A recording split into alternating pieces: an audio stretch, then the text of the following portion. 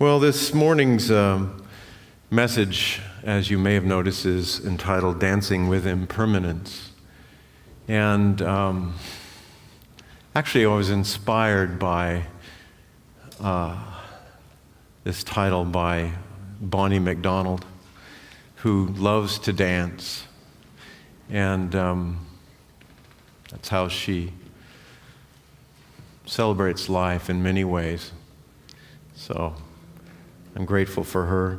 But I was thinking about the impermanence, and I was looking at a book, actually, How Do You Pray? That was given to me by Janet Law, who we celebrate her birthday today. Janet has been such a gift, and her and Brian have been such a gift to not only us, but to this center, and so grateful for both of them. Thank you. Yeah.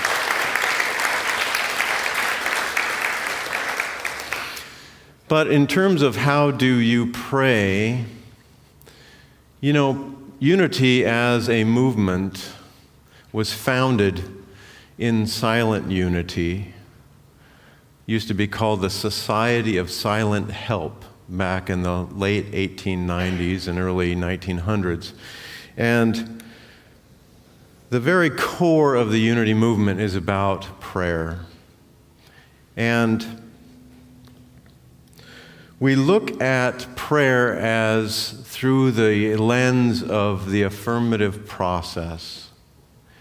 So prayer isn't about beseeching or pleading or asking. It's about affirming the truth of being, the truth of self, and that when we are in a situation where we're feeling cut off or in limitation, we affirm the truth of self.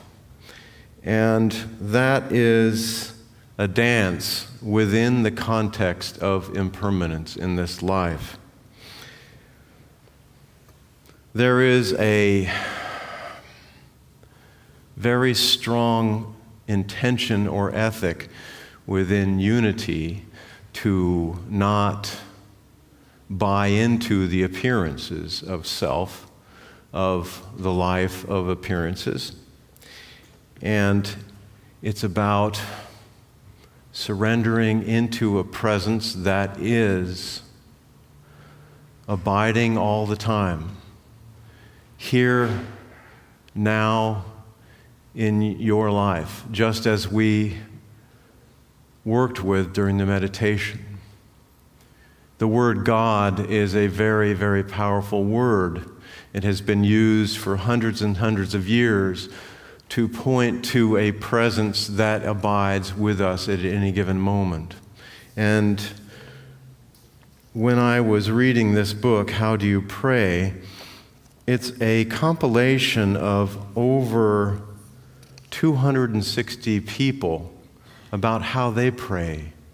People like Dan Millman and Diva Pramal, Byron Katie, Greg Braden, and one special one that I think has actually spoken here, Mr. Will Keeping.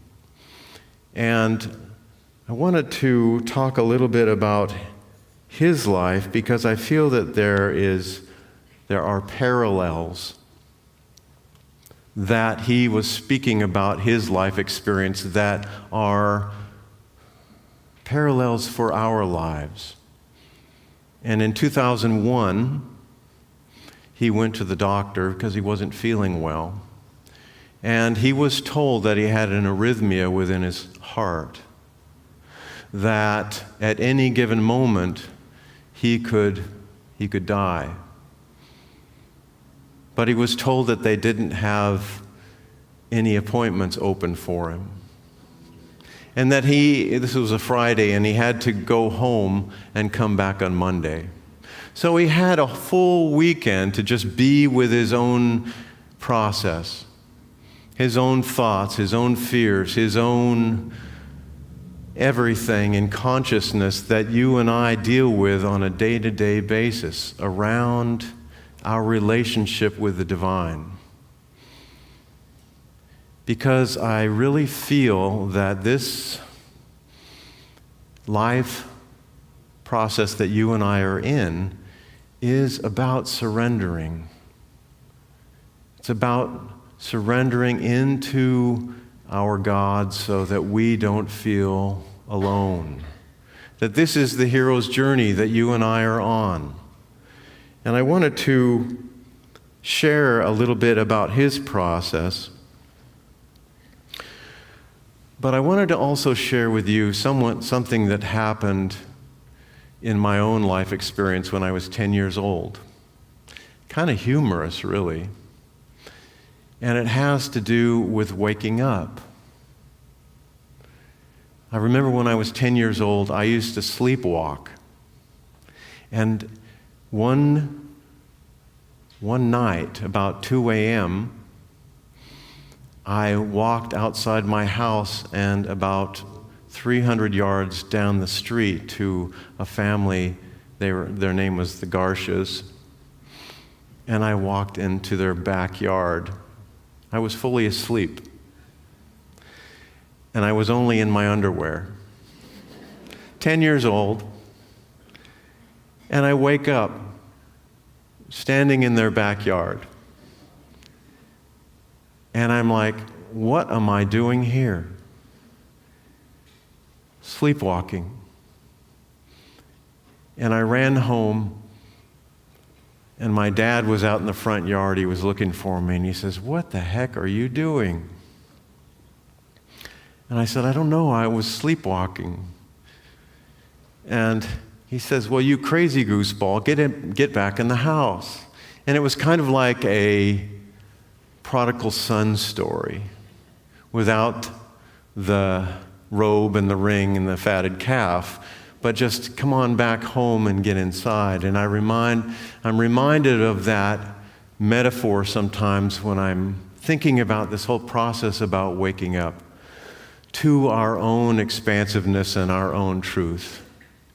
And I related it to Will Keeping in the sense that his weekend alone was about really stripping away everything that wasn't true for him. And I wanted to share with you a little bit about his experience, about how he prayed. He says, "Never before have I been so vulnerable. My life hangs by a thin thread." This is in 2001 when he was having this experience. "Each and every heartbeat is a gift of grace, which might cease at any moment. I could die at any moment, literally." He writes in his journal, "We live not by the breath that flows in and out, but by the one who makes the breath flow in and out. I live not by the heart that beats from moment to moment, but by the one who makes the heart beat from moment to moment." He also states, "I was plunged into inner chaos, terror, supreme peace, total surrender, and everything in between. 4 times over those next 2 days, my heart stopped momentarily, and I did not know whether it would start up again. Silent prayer and non-dual meditation practice had taken me to unspeakable depths, heights, and humbling and grace over the years, but nothing had prepared me for this." The journal entry continues, "My heart is broken, deeply and literally. You have broken it open, Lord, and now it can only function by your grace. You dangle at the cliff edge of life and death. You choose moment to moment whether to keep this heart going or end this life." And he's up against the wall with whether or not he should have this electromagnetic device implanted in his chest, a defibrillator. He says, "Oh Lord, if I pray deeply enough, won't you be my defibrillator? And if you did not save my life, then wouldn't that be your will? And if the defibrillator shocks me back into life, am I then living against your will? I beg for your answer." And it says, "I simply heard, 'Do the procedure.'" And that is an important piece in terms of the Unity faith tradition's thinking. Do the procedure. There is a practical side of the Unity teachings that, say, in comparison to Christian Science, which came before Unity, which was having faith alone in God, but in this case, the admonishment by Spirit is, do the procedure. So you and I are kind of in this vertical and horizontal way of life. And I always talk about the cross has been misinterpreted. That we have the vertical energies moving through us, but we live in a horizontal plane of existence. And we have the practicalities of life to deal with. He also says,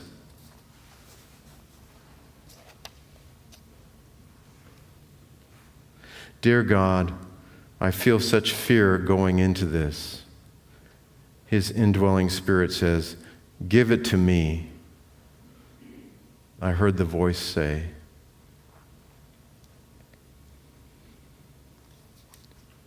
Give it to me. And I was thinking about my own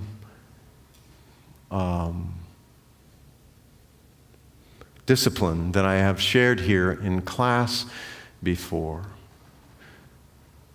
Make nothing wrong. Allow the soul to have it, whatever it is. I am my own, I am consciousness. Make nothing wrong. Allow the soul to have it, whatever it is. You and I have all types of challenges in this life. And sometimes we really get up against it in our own privacy and in our own path. But the Spirit is saying to us, give it to me. Do whatever it needs to be done in order to allow there to be more presence or essence to flow through us.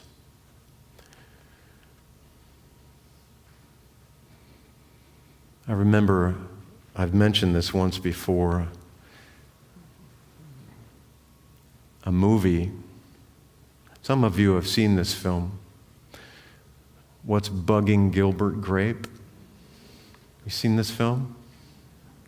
It's with Johnny Depp and Leonardo DiCaprio. Leonardo DiCaprio is about 12 years old in this movie. And it reminded me of Will Keeping because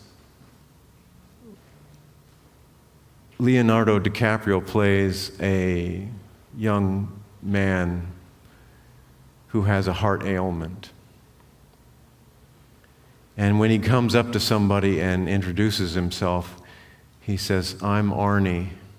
I could go at any time." He's kind of simple in his approach to life. But and I don't quite know that he understands what those words mean. that I could go at any time. It's almost like he's saying, I could catch the next bus at any time. But there's a sense of expansion in that scene. There's a sense of an expansion within Will Keeping's description of his life. And I guess I'm utilizing these two examples because we cling to permanence, and that we're always dancing with impermanence. It's really a Buddhist teaching to be non-attached, to know that we live within a fluidity of impermanence. And sometimes we utilize spiritual principle in order to create a life for ourselves that is permanence. But I feel that this situation depicted with Arnie in the film and also with Will Keeping was a divine setup, mirroring to us that life is impermanent. So what is permanent? And what I was pointing to during the meditation, what was flowing through me to speak, was to turn our attention to that which is permanent, ever eternal within your life. When I look out at everybody here right now, we have so much that we are, including myself, married to in terms of our own definition, our own identity. But there is this other piece of us that's much more permanent.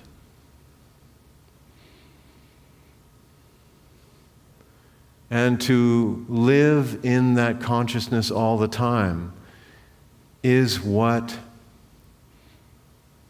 the teachings are pointing to. That heaven and earth can pass away, but I will never leave you.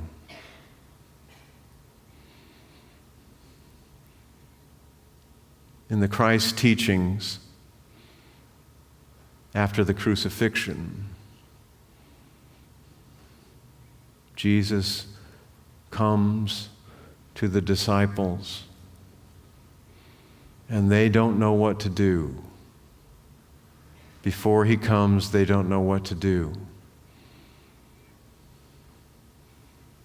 They had a certain belief and a certain permanence in what was supposed to happen.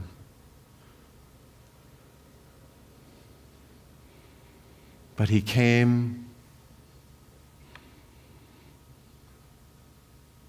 even in the context of the impermanence of him going away.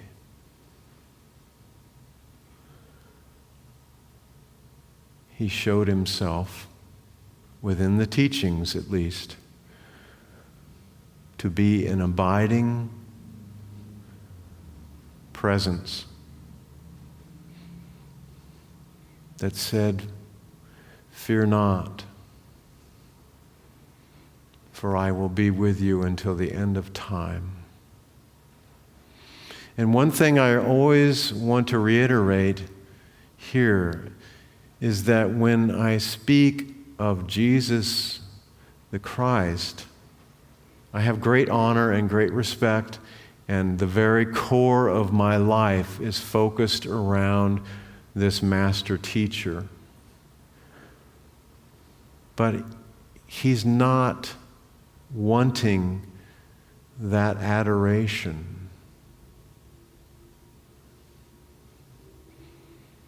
The teachings are pointing to that what He is our own Christ self. I will never leave you. I will be with you until the end of time. The permanence of the self. And if there's anything that is a basic credo of what I bring in this ministry, it's about divine remembrance.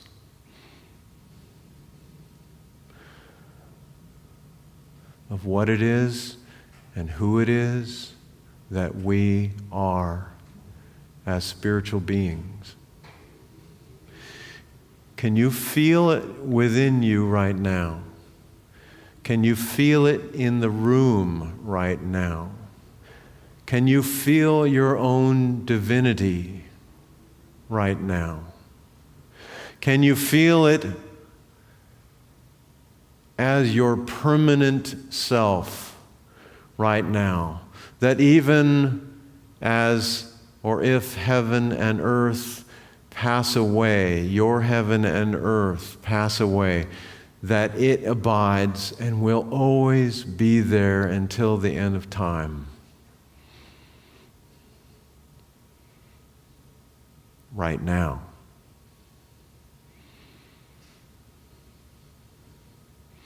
This is the good news. This is the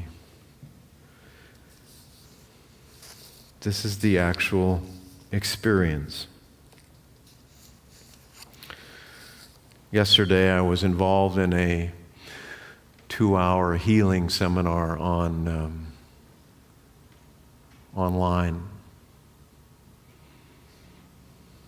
And there was a very, very clear essence that was being communicated. This is somebody that I have worked with on a weekly basis for over 3 years. Week in, week out, month in, month out, year in, year out. Grounding that higher self in the body. Clearing out the false beliefs. What they say in the East is called the samskaras, the wounds, that which is not true from this life experience or any other.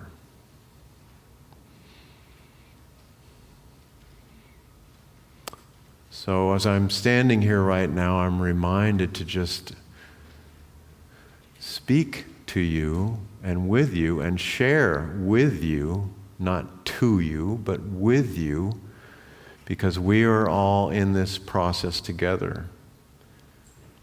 I'm a messenger, but I'm also a participant in the path.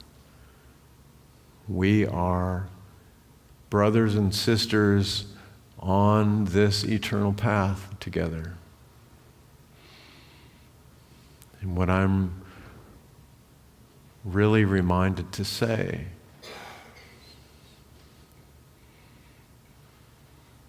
what was said yesterday is that self-love is the most important thing that we can do or cultivate. Self-love.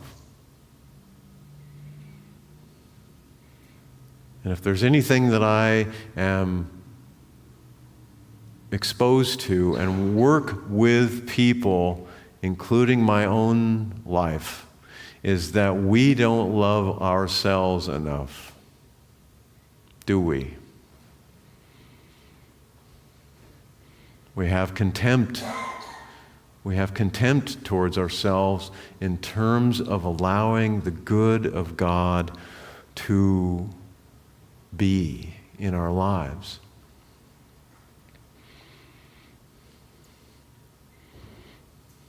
I don't know where you're at right now in this moment, but I feel that the environment is ready to just shower us with the blessings of the truth of being. It's ready. Your teachers, your guides, your friends, your own higher self, that the whole purpose of this work is about allowing ourselves to be blessed and loved, but we have to love ourselves first. Really, really allow ourselves to be loved.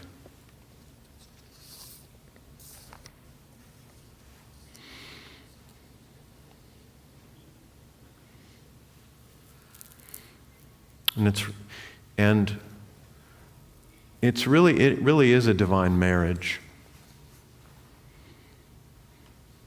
between personal self and what might be called deep self. It's a divine marriage. And what happens on a wedding day? Lots of celebration, right? But it takes two people, two beings.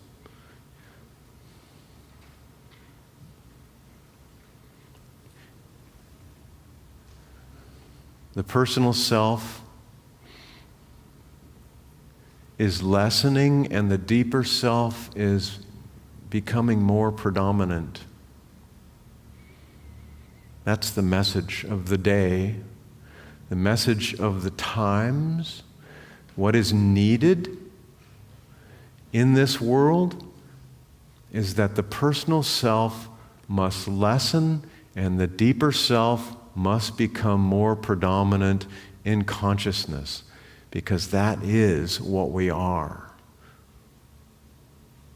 In that day, you will know that I am in my Father, and I am in you, and you are in me. Those are words from the Gospel of John.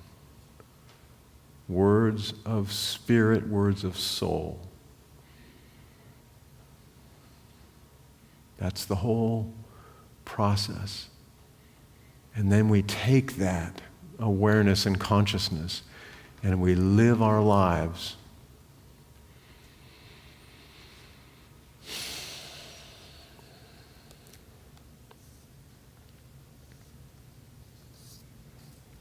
I wrote down here in my last comments, your homecoming work, if you choose to accept it, for it has chosen you, is to watch the cycles of personal and deep self. And when the deep self arises, state, I am that I am. Hundreds of times I've experienced this over and over again, many times a day. Really. The distinction between personal self and deep self. And when I'm in deep self, I'm centered and I have something to lovingly give. And when I'm in personal self, I'm in fear or lack. The choice is ours, right? It's always the choice. You don't have to do anything. But if you choose to identify with the deep self that is the permanent self, the personal self is impermanent. So we're always dancing between the two.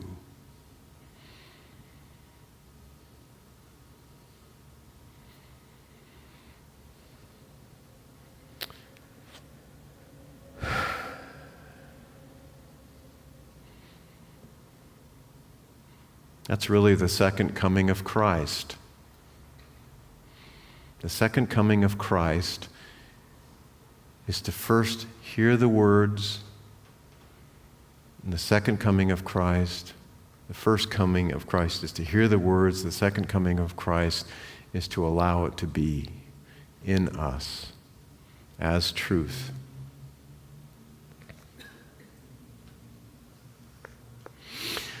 So I hope this has been helpful to you today.